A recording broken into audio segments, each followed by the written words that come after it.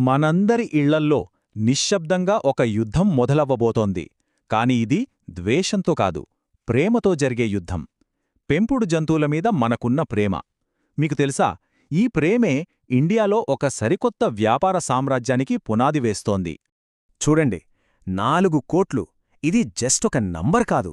ఇది మార్కెట్లో రాబోయే ఒక పెన్ను తుఫానికి సంకేతం. ఆలోచించండి, జస్ట్ 7 ఏళ్లలో ఈ సంఖ్య డబల్ అయ్యింది. అంటే దీని వెనక ఎంత పెద్ద అవకాశం దాగి ఉందో ఊహించుకోండి. ఈ మార్పును, ఈ అవకాశాన్ని ఒకే ఒకరు పసిగట్టారు. అవును, ఈ మార్పును ఒక సామ్రాజ్యం నిశ్శబ్దంగా గమనిస్తూనే ఉంది. తన సరైన సమయం కోసం వేచిచూస్తోంది. ఆ సామ్రాజ్యమే రిలయన్స్. కొన్ని నెలల క్రితం వాగీస్ అనే తన ఆయుధాన్ని సైలెంట్గా మార్కెట్లోకి లాంచ్ చేసింది. గమనించండి, రిలయన్స్ ఒక ఫీల్డ్లోకి ఎంటర్ అయిందంటే దాని అర్థం ఒక్కటే: ఆ ఆట రూల్స్ అన్నీ మళ్లీ తిరగరాయబడతాయి. కాని అసలు గేమ్ ఇంకా మొదలు కాలేదు. సో రిలయన్స్ యొక్క ఈ మాస్టర్ ప్లాన్ను మనం అర్థం చేసుకోవాలంటే వాళ్ళ స్ట్రాటజీని 5 భాగాలుగా విడగొట్టు చూడాలి. అవేంటంటే: 1 కనిపించని అవకాశం, 2 జయించాల్సిన కోట, 3 4 దశల మాస్టర్ ప్లాన్, 4 అసమానమైన ప్రయోజనం, మరియు చివరిగా 5 ఆఖరి యుద్ధం, అదే నమ్మకం. Okay, point number 1, the hidden opportunity. ఇక్కడ మనం నేర్చుకోవాల్సిన మొదటి పాఠమేంటంటే, రిలయన్స్ వేసిన ఈ ఎత్తుగడని అర్థం చేసుకోవాలంటే ముందు మనం బిజినెస్ గురించి కాదు, మన సమాజంలో వస్తున్న ఒక పెద్ద మార్పు గురించి తెలుసుకోవాలి. ఈ చార్ట్ చూడండి. ఇండియాలో న్యూక్లియర్ ఫ్యామిలీస్, అంటే చిన్న కుటుంబాలు విపరీతంగా పెరిగిపోతున్నాయి. ఇది కేవలం ఒక సోషల్ చేంజ్ కాదు. గమనించండి, దీనివల్ల నగరాల్లో ఒక రకమైన ఒంటరితనం పెరుగుతోంది. ఆ ఒంటరితనమే ఒక కొత్త అవసరాన్ని సృష్టిస్తోంది. అక్కడే అసలైన బిజినెస్ ఆపర్చునిటీ దాగి ఉంది. కరెక్ట్. ఆ ఒంటరితనాన్ని పూడ్చడానికే పెంపుడు జంతువులు ఇప్పుడు మన జీవితాల్లోకొస్తున్నాయి. ఒకప్పుడు జస్ట్ ఇంటికి కాపలా కాసే గార్డ్ యానిమల్స్గా ఉన్నవి ఇప్పుడు ఫ్యామిలీ మెంబర్స్గా మారిపోయాయి. మనకు ఎమోషనల్ సపోర్ట్ ఇస్తున్నాయి. ఇది సింపుల్ చేంజ్ కాదు, ఇదొక ఎమోషనల్ రెవల్యూషన్.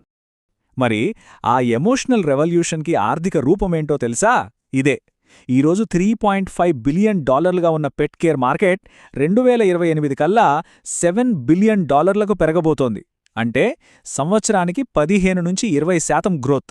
ఇది మామూలు ఎఫ్ఎంసీజీ కేటగిరీస్కి అందని వేగం. సరిగ్గా ఈ వేగమే రిలయన్స్ని ఒక అయస్కాంతంలా లాగింది. ఇక్కడే అసలాట మొదలైంది. ఓకే, అవకాశమైతే కనిపించింది. కానీ ఈ మార్కెట్ ఏమైనా ఖాళీగా ఉందా? లేదు. అప్పటికే కొన్ని గ్లోబల్ దిగ్గజాలు కట్టిన ఒక అభేద్యమైన కోట అది. ఆ కోటను జయించడం అంత ఈజీ కాదు.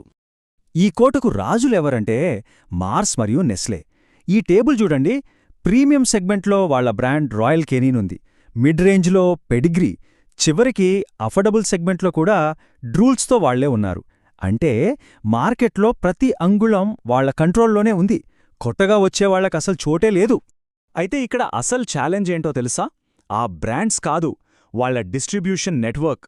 మార్స్ కంపెనీ కొన్ని దశాబ్దాలు కష్టపడి ఇండియాలో 70,000 పైగా రీటైల్ పాయింట్ల నెట్వర్క్ను క్రియేట్ చేసింది. దాన్ని బ్రేక్ చేయడం ఏ కొత్త కంపెనీకైనా దాదాపు అసాధ్యం. ఇది చాలా మందికి కనిపించని వ్యూహం. ఇంత పెద్ద సవాల్ని ఎదుర్కోవడానికి రిలయన్స్ తన ఫేవరెట్ బ్రహ్మాస్త్రాన్ని బయటకు తీసింది. ఇది వాళ్లు ప్రతి యుద్ధంలోనూ ఉపయోగించే ఒకే ఒక్క సింపుల్ ఫార్ములా. ఆ 4 దశల వ్యూహాన్ని జాగ్రత్తగా గమనించండి. స్టెప్ 1, ఆల్రెడీ సెటిల్ అయిన ఒక మార్కెట్ను టార్గెట్ చెయ్యి. స్టెప్ 2, చాలా తక్కువ ధరలతో ఎంటర్ అవ్వు. స్టెప్ 3, నీకు ఆల్రెడీ ఉన్న డిస్ట్రిబ్యూషన్ పవర్ను వాడుకో.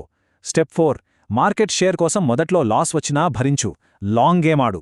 ఇదే స్ట్రాటజీ వాళ్లు జియోతో టెలికాం రంగంలో, క్యాంపాతో కూల్ డ్రింక్స్ రంగంలో వాడారు. వాళ్లు ఈ స్ట్రాటజీని పెట్ ఫుడ్ మార్కెట్లో ఎలా అప్లై చేశారో చూడండి. మార్కెట్ లీడర్ పెడిగ్రీ కేజీ $300 అమ్ముతుంటే రిలయన్స్ తన వ్యాగీస్ని కేవలం $199కే లాంచ్ చేసింది. ఇక్కడ పాయింట్ అర్థం చేసుకోండి. ఇది కేవలం ప్రైస్ తగ్గించడం కాదు, ఇది కాంపిటీటర్ ప్రాఫిట్స్ మీద చేసిన ఒక సైకలాజికల్ అటాక్. కస్టమర్కి $100 ఆదా అవ్వడమంటే కాంపిటీటర్కి 100 కోట్ల నష్టం. కానీ ధర అనేది ఒక ఆయుధం మాత్రమే. రిలయన్స్ అసలు బలం వేరే చోట ఉంది. వాళ్ల దగ్గర 2 అన్ఫేర్ అడ్వాంటేజెస్ ఉన్నాయి. వాటిని ఎదుర్కోవడం పోటీదారులకు దాదాపు అసాధ్యం. ఇక్కడే నిజమైన గేమ్ చేంజర్ ఉంది. అడ్వాంటేజ్ నంబర్ 1, వాళ్ళ సొంత డిస్ట్రిబ్యూషన్ నెట్వర్క్, దేశవ్యాప్తంగా ఉన్న 15,000 పైగా రిలయన్స్ రీటైల్ స్టోర్లు, జియోమార్ట్ లాజిస్టిక్స్ మషీన్. గమనించండి, వేరే కంపెనీలు డిస్ట్రిబ్యూషన్ కోసం కోట్లు ఖర్చుపెట్టి కొత్త నెట్వర్క్ క్రియేట్ చేయాలి. కానీ రిలయన్స్కు ఇది ఆల్రెడీ ఉన్న ఆస్తి. వాళ్ళ ట్రక్కులో ఇంకో బాక్స్ ఎక్స్ట్రా పెట్టడం అంతే. ఈ కాస్ట్ అడ్వాంటేజ్ని ఎవ్వరూ మ్యాచ్ చేయలేరు. ఇక రెండో అడ్వాంటేజ్, 1.5 నుంచి 2 కోట్లు. ఏంటి నంబర్? ఇదే రిలయన్స్ చూసిన అదృశ్య మార్కెట్. ఇప్పటిదాకా ఏ బ్రాండు పట్టించుకోని మార్కెట్. ఇండియా వీధుల్లో కమ్యూనిటీ ఫీడర్స్ ప్రేమగా చూసుకుంటున్న స్ట్రీట్ డాగ్స్ సంఖ్య ఇది. సరిగ్గా ఇక్కడే వాగీస్ తక్కువ ధర ఒక వరంలా మారింది. కమ్యూనిటీ ఫీడర్స్కి తక్కువ ధరలో మంచి క్వాలిటీ ఫుడ్ కావాలి. ప్రీమియం బ్రాండ్స్ వాళ్ళని ఎప్పుడూ పట్టించుకోలేదు. రిలయన్స్ సరిగ్గా ఈ గ్యాప్నే టార్గెట్ చేసింది. దీన్నే బేస్ ఆఫ్ ది పిరమిడ్ని టార్గెట్ చేయడం అంటారు. ఇది మైండ్ సెట్ శిక్షణ కాదు, ఇదొక పక్కా వ్యాపార యుద్ధ వ్యూహం. ఓకే, ప్రైజ్ ఉంది, డిస్ట్రిబ్యూషన్ ఉంది, కానీ ఇవన్నీ యుద్ధంలో వాడే ఆయుధాలు మాత్రమే. అసలైన యుద్ధం వేరే ఉంది. అది నమ్మకాన్ని గెలవడం. ఇక అసలు విజయం ఎవరిది అనేది ఇక్కడే తేలుతుంది. ఈ ఎమోషన్ని అర్థం చేసుకోండి. మీ పెట్ మీతో మాట్లాడలేదు. దానికి ఫుడ్ నచ్చినా నచ్చకపోయినా, దానివల్ల ఆరోగ్యం పాడైనా మీకు చెప్పలేదు. దాని పూర్తి బాధ్యత మీదే. అందుకే ఒక పెట్ ఓనర్గా ఆల్రెడీ వాడుతున్న మంచి బ్రాండ్ని మార్చడానికి ఎవ్వరూ ఇష్టపడరు. కొత్త బ్రాండ్ ట్రై చేయడమంటే ఒక పెద్ద రిస్క్ తీసుకోవడమే. మరి ఈ నమ్మకమనే పెద్ద అడ్డంకిని దాటడానికి రిలయన్స్ ఏం చేసింది? ఒక చాలా సింపుల్ కానీ బ్రిలియంట్ సొల్యూషన్ కనిపెట్టింది. అదే కేవలం 20 రూపాయలకి 100 గ్రాముల ట్రయల్ ప్యాక్. ఆలోచించండి, ఈ 20 రూపాయలతో వాళ్లు ఓనర్ మనస్సులో ఉన్న అతిపెద్ద భయాన్ని తీసేశారు. రిస్క్ ఏకుండా ఒక్కసారి ట్రై చేసే అవకాశాన్ని కల్పించారు. దీన్నే lowering the barrier to trial అంటారు. సో, ఈ మొత్తం కేస్ స్టడీ నుండి ఆంట్రప్రెన్యూర్స్గా మనం నేర్చుకోవాల్సిన పాఠాలేంటి? 1. బిజినెస్ ఐడియాల కోసం సమాజంలో వస్తున్న మార్పుల్ని గమనించండి. 2. కొత్త మార్కెట్లోకి వెళ్లడానికి మీకున్న బలాన్నే ఆయుధంగా వాడుకోండి. 3. మీ కాంపిటీటర్స్ పట్టించుకొని ఇన్విజిబుల్ కస్టమర్స్ని వెతకండి. 4. నమ్మకాన్ని గెలవాలంటే ముందు కస్టమర్ భయాన్ని తగ్గించండి.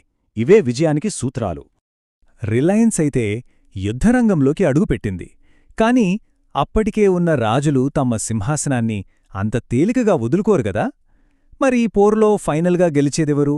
రిలయన్స్ యొక్క పక్కా స్ట్రాటజీనా, లేక పాత బ్రాండ్స్ మీద జనాలకున్న నమ్మకమా? ఈ కథ మీకొక పాఠం మాత్రమే కాదు, మీ మైండ్ సెట్ని మార్చే మార్గదర్శక శకం. ఇలాంటి బిజినెస్, యానిమే, కేస్ స్టడీస్ కోసం సబ్స్క్రైబ్ చేయండి. మీకు ఏ కంపెనీ స్టోరీ కావాలో కామెంట్ చేసి చెప్పండి.